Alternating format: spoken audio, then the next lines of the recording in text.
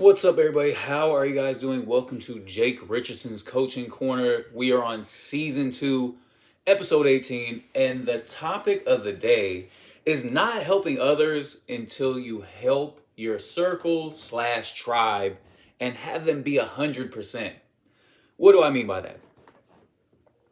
In life, I feel like majority of people don't pay attention enough to their circle and their tribe. That means the people that are connected to you, the people that help you stay motivated, the people that are trying to strive to be better. The small circle of people that you fully trust and that you fully love. We tend to neglect these people. And who do we neglect these people for?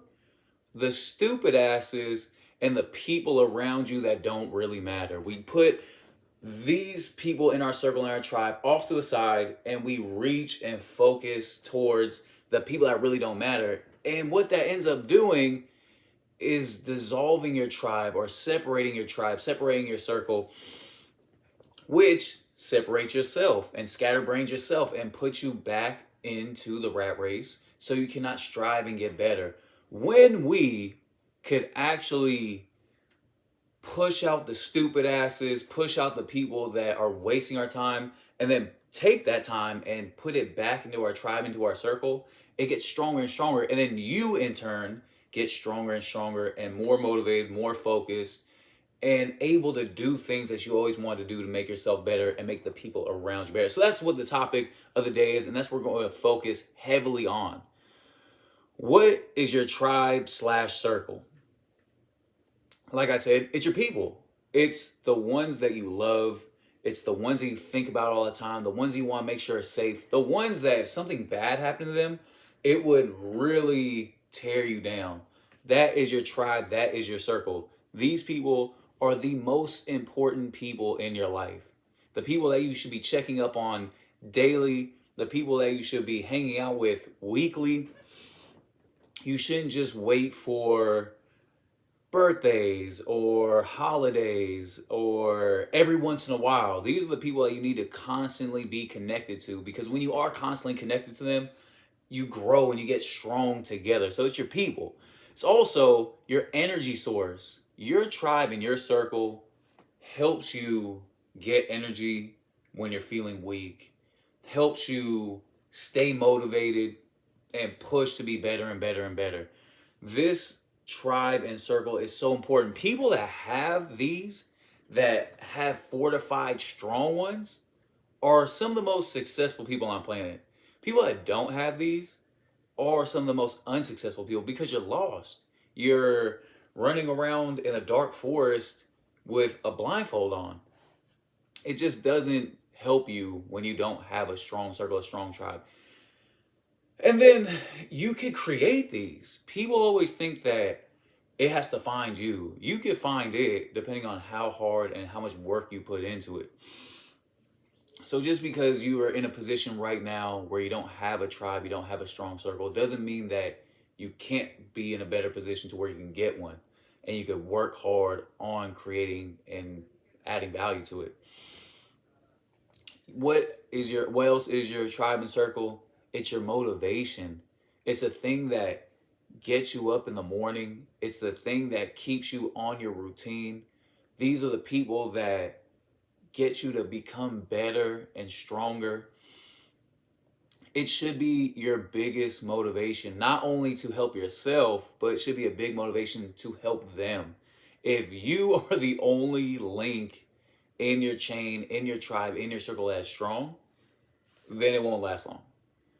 As you grow, they have to grow. As you succeed, they have to succeed, but not necessarily on your coattails, in their own avenues. So you're teaching as you're learning. So as I learn something, I'm going to teach it to my circle. I'm going to teach it to my tribe. They will grow. As they learn something, they will teach it to me. That's how it all works. There's no major leaders or there's no appointed chiefs. It's everybody is together growing and getting stronger. So they have to be your motivation and vice versa. You have to be theirs, they have to be yours. It's an effervescent flow that needs to happen. And what else are they to you? They're your strength when times are tough.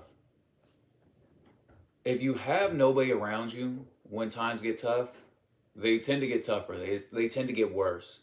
When you have a strong tribe that sees you down and out, what is the thing they give you? Is a hand. They will give you a hand, you'll clinch together, and they'll pull you back up. And then vice versa. When you see them down, you'll pick them up. That is one of the more important things of this circle, of this tribe. Like I said, there's no appointed leader. There's nobody that's just always picking everybody up and not getting picked up themselves. It's switching off. You're in a shitty position. Let me help you get out of that. I'm in a shitty position. Please help me get out of that.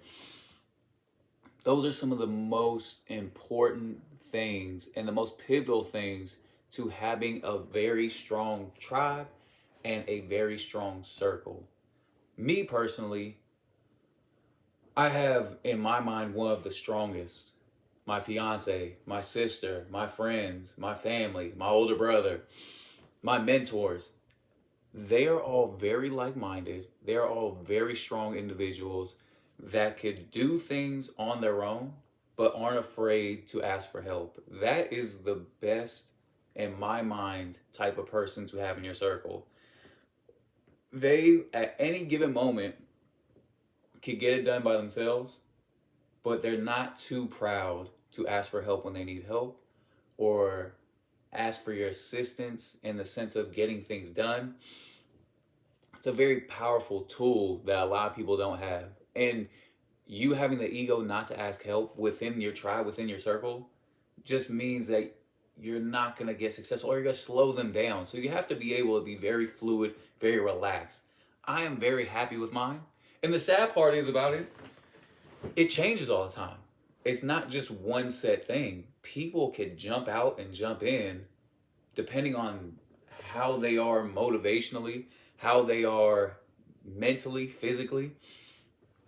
It doesn't mean that you have to keep people in there. If they want to leave, they're always allowed to leave. If they want to come in, it doesn't mean that they can't come in. They could show you the traits that you see that you want, and then you bring them all in. I've had people that I thought would never leave my circle, that would never leave my tribe, that I would always be very connected with, create this connection. And they're not in my circle, they're not in my tribe. They're on the outsides, they're roaming, they're trying to find their own destination. And at any time, if they do decide to come back and I realize that we are aligned again, they can come right back in. That's the beauty of it, is there's no set in stone rules in the sense of who you can let out, who you can let in. It's completely up to you. But I will say this, have a set criteria. I have 3 simple ones. You have to motivate me, you have to make me laugh, or you have to make me think. If you can do 3 of those, or you can do 1 of those, I'll pay attention to you. But if you can do all 3, you're in.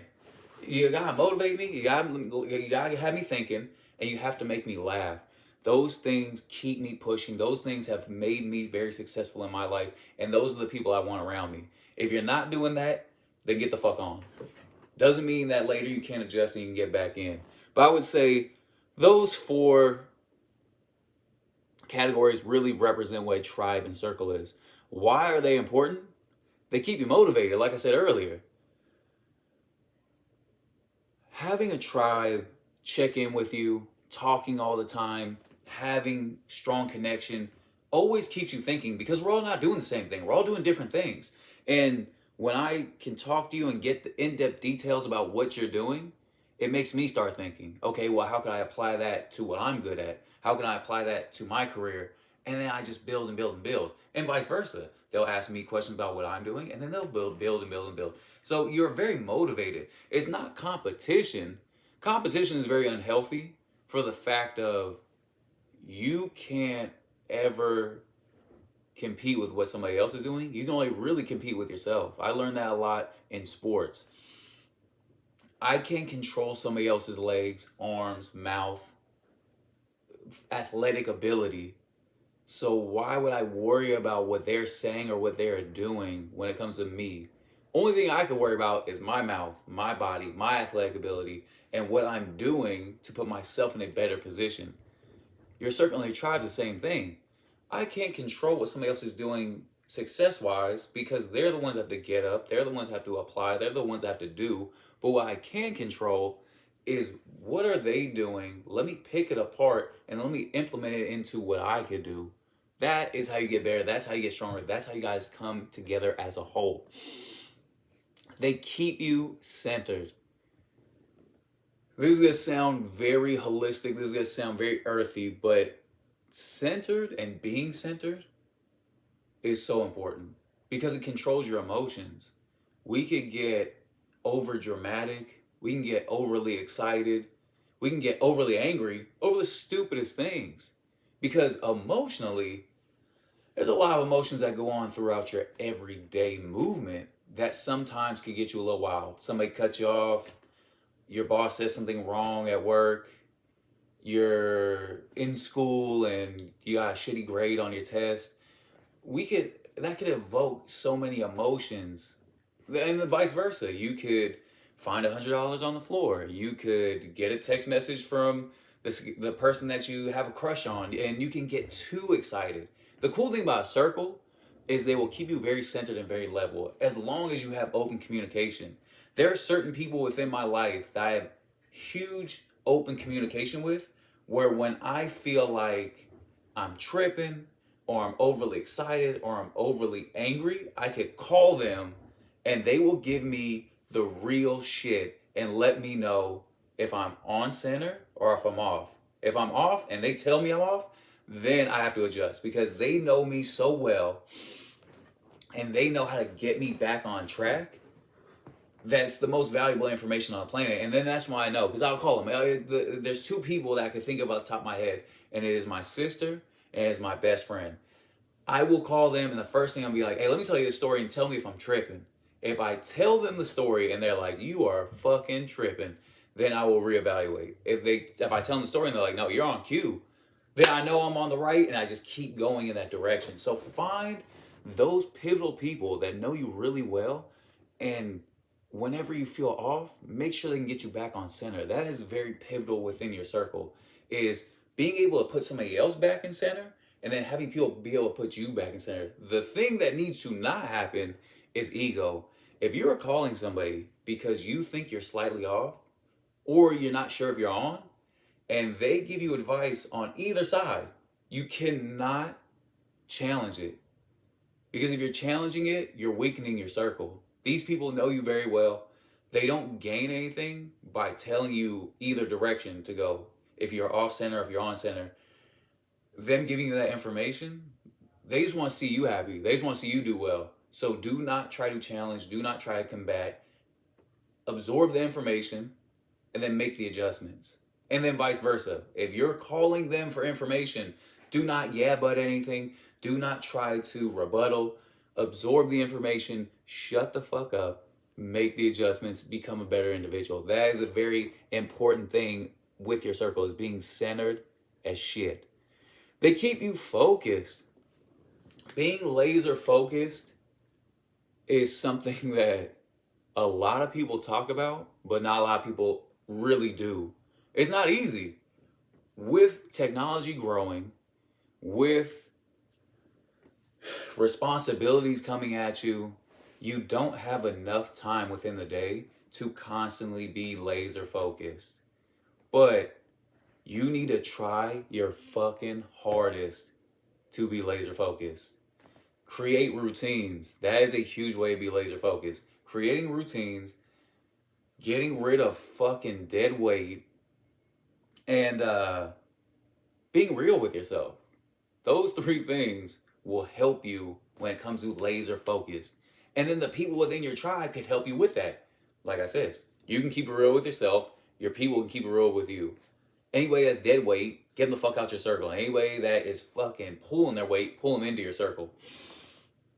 These are huge things that have to happen because 80% of the day, you should be laser focused. I could give people 20%.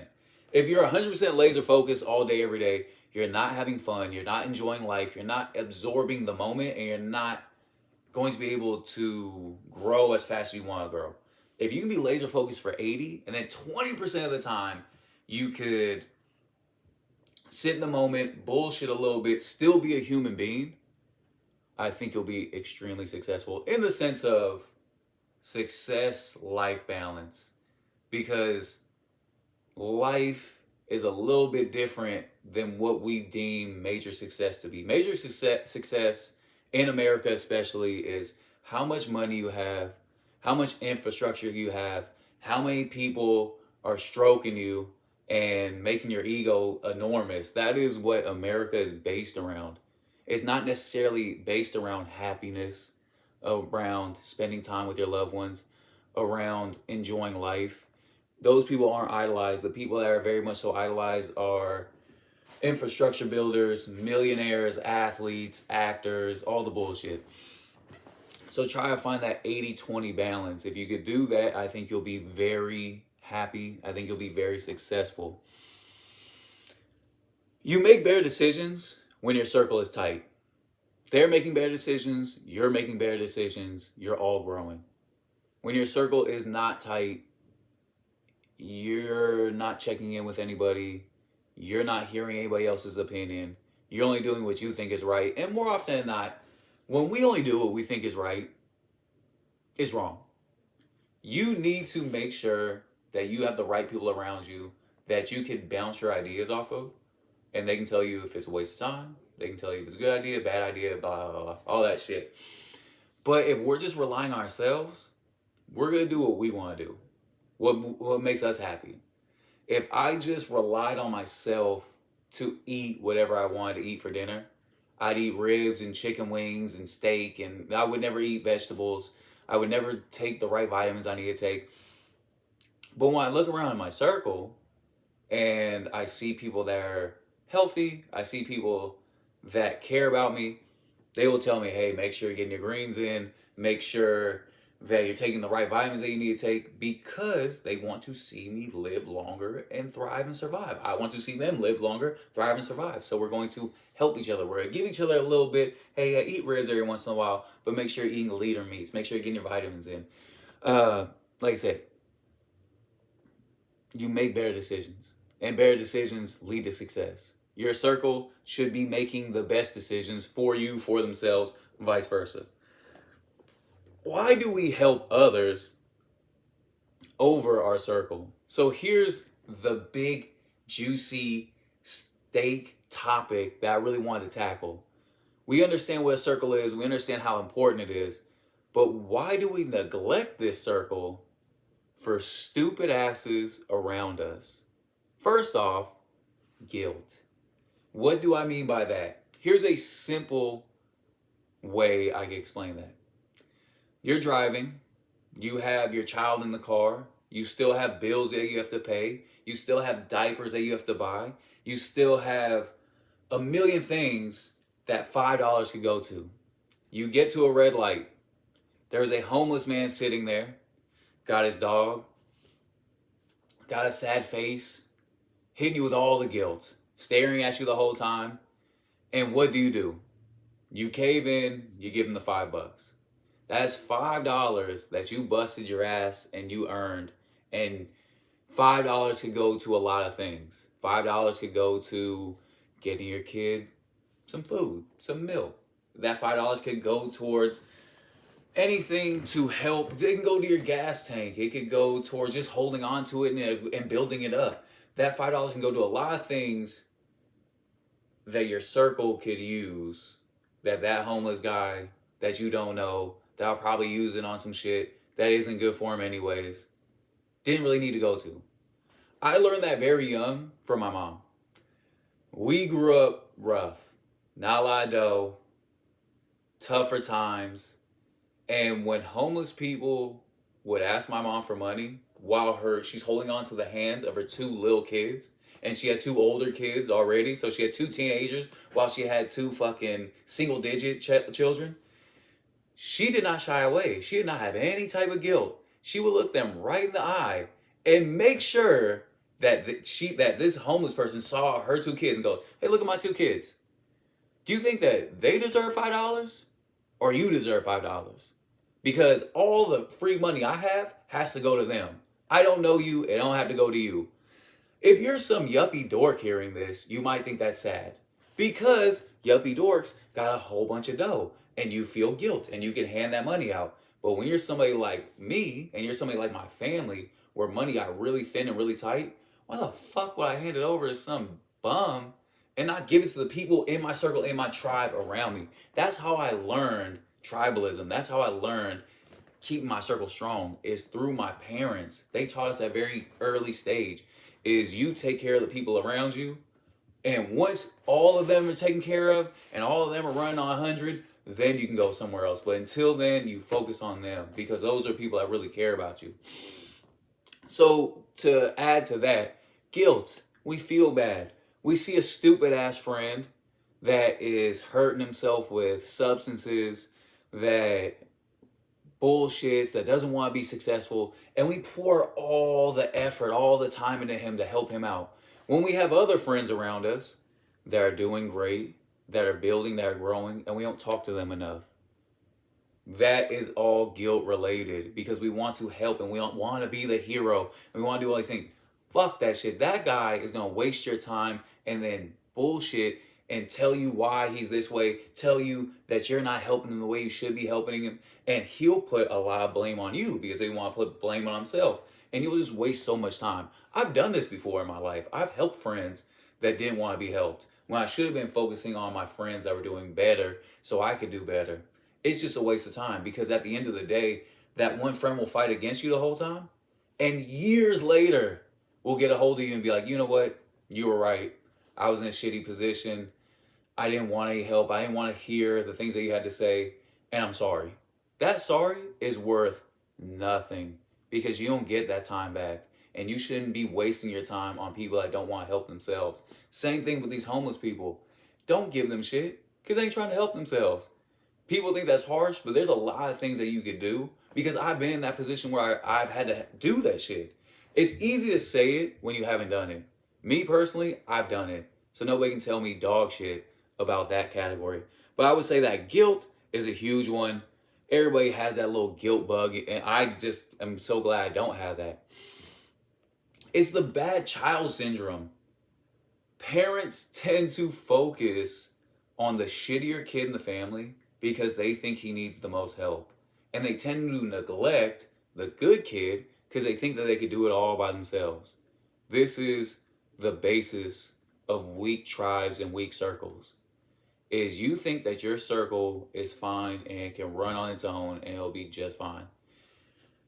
So you venture out and you help all these dumbasses that don't want help, and you help all these people that are really just going to use you and abuse you, and you get so far away from your circle, you don't even know how to get back in. They've already grown past where you were when you left, and you have to do so much to just get back in. That is the bad child syndrome. It sucks so much energy out of you. It hurts all the growth that you're trying to do. And in my personal opinion, there's no good that comes out of it. Like I said, you don't help that person. That person doesn't grow. That person will just keep making more and more mistakes until they finally hit rock bottom. And once you hit rock bottom, there's only one way to go, and it's up. Even if it's not all the way up, it's somewhere where it's better than rock bottom. Because what happens after rock bottom? Death. You either hit rock bottom and you get up, or you hit rock bottom and you die. Those are the only two options that you have. And you as a good person that's trying to be successful shouldn't be around that. You should be back into your tribe, helping them out, building them up. And everybody that wants to go up with you, take those people with you. Life is too short to be wasting time. Why else do we get out of our tribe and why we try to help these stupid asses?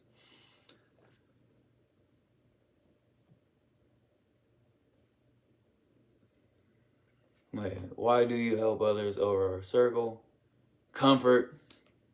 It's easy to want to be Mr. Hero. It's easy to want to help. You could be the king of a junkyard instead of being a regular person in society. It's easy. There's somebody very close to me. I will not name who it is, but they spent a lot of their life being king of the junkyard. Meaning, you had people like myself, you had friends of his You had family members of his that were doing positive things and going in a great direction. But what he insisted on doing was find as many losers as you possibly can and circle them around you, or try to help them out by putting more energy into these people. Because when you're hanging around the good people, you're just a normal good person in that circle. You're not the king, you're not the president, you're not any of that shit. But when you're around a bunch of losers and you're around a bunch of weak motherfuckers, you're way more of a higher power than them. You are a king. They're people that need you. They're people that need to hold on to you so you can pull them to the finish line. And some people like that. It's comfortable. It's comfortable being cool in a room full of dorks instead of being cool in a room full of cool people. That's a lot harder. Being the alpha dog in a room of alphas instead of being an alpha dog in a room of betas. That's not, to me, it looks weak when you decide to be comfortable and help losers instead of helping your circle and strengthening your circle. It shows me that you're scared to strengthen yourself, and you're scared to elevate, and you're scared to get better information, to educate yourself and get better and better and better, because eventually the people in your circle might surpass you. And that's a fear of a lot of people. It's not a fear of mine. I hope to help people and they surpass me quick, because guess what? The race isn't over till you die. So if you surpass me, that means I gotta work harder so I can surpass you. And then after that, you can surpass me again. Bang, bang, bang, bang, bang. And you look back and you guys are in amazing positions. It's not a one race finish. It's one race, then there's another race, then there's another race. The race ends the second that your body shuts down, the second that you die. Until that time, the race is constantly going on. So just because you're in a shit position now doesn't mean you can't be in a great one later. But if you want to be king of the rats or king of the fucking garbage cans, then the race is over. Then you've already picked your position. And to me, it's a sad, lonely position. What else? Lack of focus. That's another one. I don't want to dive too far into that one, but there's a lot of lack of focus when you're trying to help losers, because they're out of focus, you're out of focus, and you guys just think you're going up this way, but you're actually going down this way. Why is it not good? Weakens your circle. First off, I've spoken about that. The further you get out, the more it weakens your circle. It creates distance in your circle. The further you distance out, the further they go the other way. It doesn't stay stagnant. And with that being said, I hope that this helped you out. The best advice I can give you is put your ego aside. Stay connected with your people on a daily basis. We have so many ways to connect compared to 100 years ago. 100 years ago, you might have had a phone that could call your neighbor. You would have to throw a pigeon out a window to get a message across. You'd have to write a letter and it wouldn't get to them for weeks, and then you wouldn't hear back from them for weeks. Right now, you have a phone where you can see somebody's face. You have a phone where you can call somebody. You have a phone where you can write a letter and send it to them in so many different fucking ways. There's no excuse why you can't connect with the circle and why you can't connect with your tribe and get them stronger on a daily basis. It's all ego that'll have you not do it. Why can't you say, I love you to your parents, your siblings, your significant others on a daily basis? Even if they're not in the same room. Can't send a text message, can't call them. Why can't you get a hold of friends that you haven't talked to in a long time just to catch up, see how they're doing? And then turn that into a weekly thing. Turn that into an every other day thing. It doesn't have to be a phone call. It could be a text message. Could be an email. Could be simple shit. We decide not to do these things because of our ego and our excuses of saying that we don't have the time. It takes all of 2 minutes, 5 minutes, half an hour, send a text message, shoot an email, phone call. But we allow ourselves to get in the way. And then once you blink, it's already too late. Life is moving. You are sitting here bullshitting. So my best advice is put your ego aside and get a hold of the people that really matter. Because once they are gone, all you're going to ever think about is how you should have texted them more, how you should have called them more, how you should have seen them more. Don't allow that day to come. Exhaust your conversations with these people. Exhaust the hugs you give them. Exhaust how many times you say, I love you. Because when that chapter ends for that person, or when that chapter ends for yourself, at least the people in your tribe, in your circle, can look back and say, hey, we had some great times. We had some great conversations. I'm sad that they're gone, but I don't have any guilt, or I don't have any wishing that I would have contacted them more. I did everything I could have done, and I had a great time. And our circle's still gonna be strong. Even if they're not physically here, spiritually, in our hearts and our minds, they'll always be there. So work on creating that now so you don't have guilt later.